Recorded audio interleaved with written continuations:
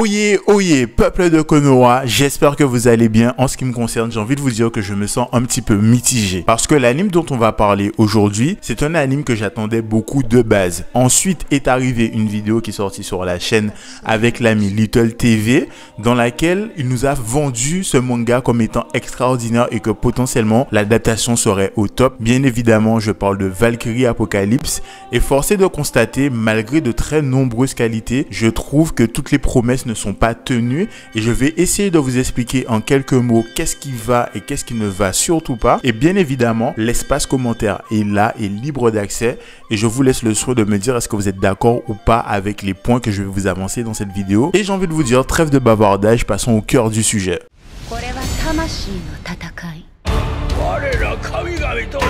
Alors, pour une fois, le contexte ne va pas être très compliqué à expliquer ou à synthétiser pour moi parce que celui-ci est extrêmement basique. Nous avons l'humanité qui arrive vers sa fin la plus imminente et celle-ci ne sera pas causée par une guerre mondiale qui va tout ravager sur son passage, ni par des météorites qui sont en train de calbosser la Terre ou encore par une invasion extraterrestre. Ce sont des dieux d'origine et de religion différentes qui vont se concerter et se poser la question suivante: est-ce que l'humanité mérite de vivre pour les 1000 prochaines années? Ils vont très rapidement arriver à la conclusion que non, parce qu'on donne dans la violence, on n'est pas très écologique, on perpétue les mêmes erreurs encore et encore. C'est connu, l'humanité c'est le cancer de la planète, voire de l'univers. Et avant même qu'il valide ce choix, nous avons un de nos premiers personnages principaux qui va débarquer, j'ai nommé Brünnhilde, qui va venir dire: mais écoutez, mais me semble-t-il que dans la clause de l'assurance MMA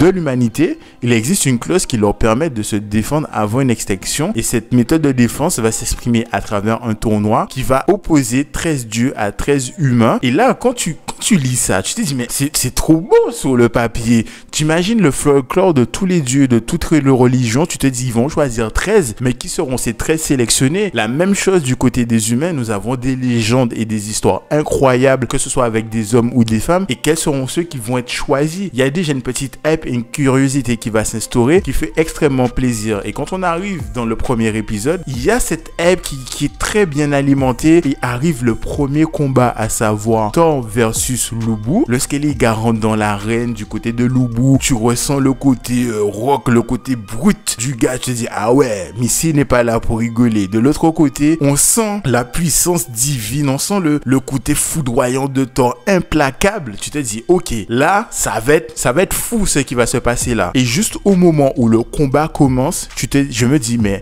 qu'est-ce qui se passe? Qu'est-ce qui est en train de se passer? Mais c'est pas le genre de qu'est-ce qui se passe en mode je prends des claques, c'est pas du tout ça. C'est en mode je comprends rien, c'est-à-dire que je m'attends à quelque chose qui va m'exciter et qui va me mettre en mode allez vas-y, et c'est pas du tout ça. C'est-à-dire que je trouve que les combats sont très mal rythmés par rapport au flashback, la musique, la mise en scène. Pour moi, ça ne va pas. Et je vais essayer de détailler cela en quelques mots. Lorsqu'on va commencer le combat Thor contre Lubu, on se rend compte que les gars vont donner des coups tour par tour. Lorsqu'ils vont essayer de sortir une technique spéciale, avant même que soit Lubu ou Thor assène ce coup spécial et le termine, on a une coupure dans le mouvement et on a un flashback qui dure des plombes.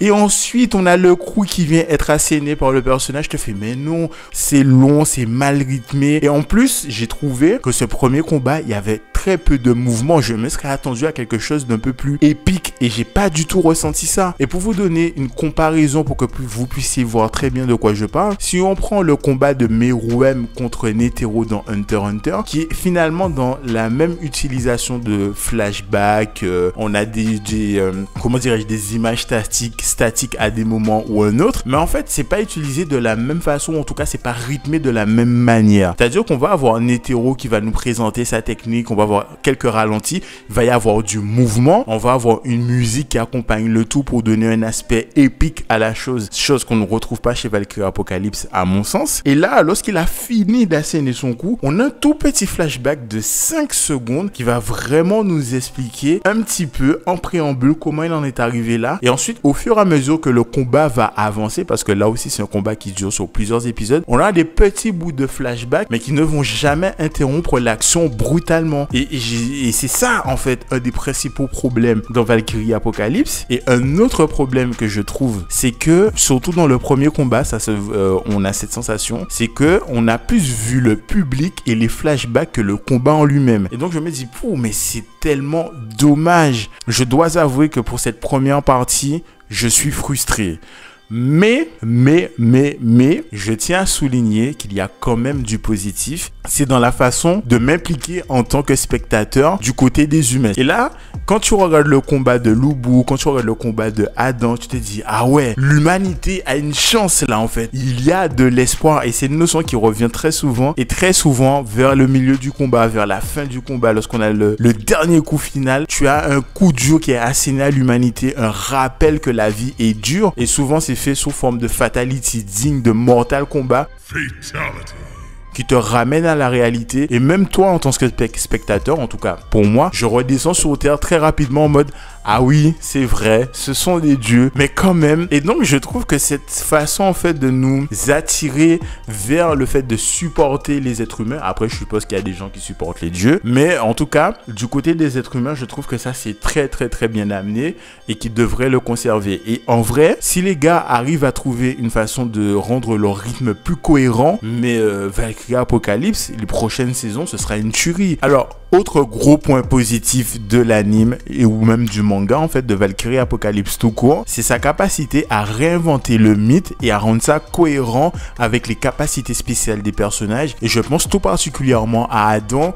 On nous le présente comme étant le premier homme sur Terre, mais surtout, vu qu'il est le premier, c'est surtout celui qui est le plus proche de l'image de Dieu, à tel point qu'il peut reproduire leur technique à l'identique même. Et on nous sert même une nouvelle, une réinterprétation de l'histoire du fruit défendu qui aura été mangé dans le jardin d'Éden. En fait, à ce niveau-là, c'était excellent. J'ai juste kiffé ça. Et je me dis, j'espère que pour les prochains personnages, on va avoir des réinterprétations de mythes aussi grandioses que celle de Adam, parce que je ne peux pas croire que Adam serait le seul à bénéficier d'une telle réécriture. Je ne peux que leur souhaiter de s'améliorer sur les saisons suivantes. Ok, désolé, petite parenthèse avec la voix du matin. Je me suis rendu compte en discutant avec une amie que les dieux sont un petit peu sous-exploités, en tout cas pas pleinement exploité, ça c'est sûr, parce que je pense notamment au combat Poséidon versus Kojiro. Il y a eu tout un teasing où on voit Kojiro récupérer une carafe sans laisser tomber l'eau, il va affronter Poséidon. Dans ma tête, je me suis dit, ok, Poséidon va lâcher des grosses vagues et Kojiro va maîtriser ça, il va renvoyer les vagues sur Poséidon. En fait, il s'est rien passé, c'est-à-dire que aucune utilisation de l'eau pour le dieu des mers et des océans. Je me suis dit, mais en vrai, le gars aurait pu s'appeler Jean-Albert et affronter, je sais pas moi, Jean-Marc, ça n'aurait rien changé au combat et je trouve ça un peu dommage. Donc c'est aussi un de mes souhaits pour le futur, que les dieux exploitent un peu plus leur pouvoir, ce serait pas mal. Donc c'est à peu près tout ce que je voulais vous dire. Donc j'espère que la vidéo vous aura plu. Encore une fois, et pour rappel, l'espace commentaire est là. Qu'est-ce que vous avez pensé de cette saison 1? Est-ce que vous êtes pleinement satisfait ou satisfaite? Et c'est tout pour moi. D'ici à la prochaine fois, je vous souhaite une très belle et longue vie. Au revoir, merci. Au revoir, merci. Au revoir, merci.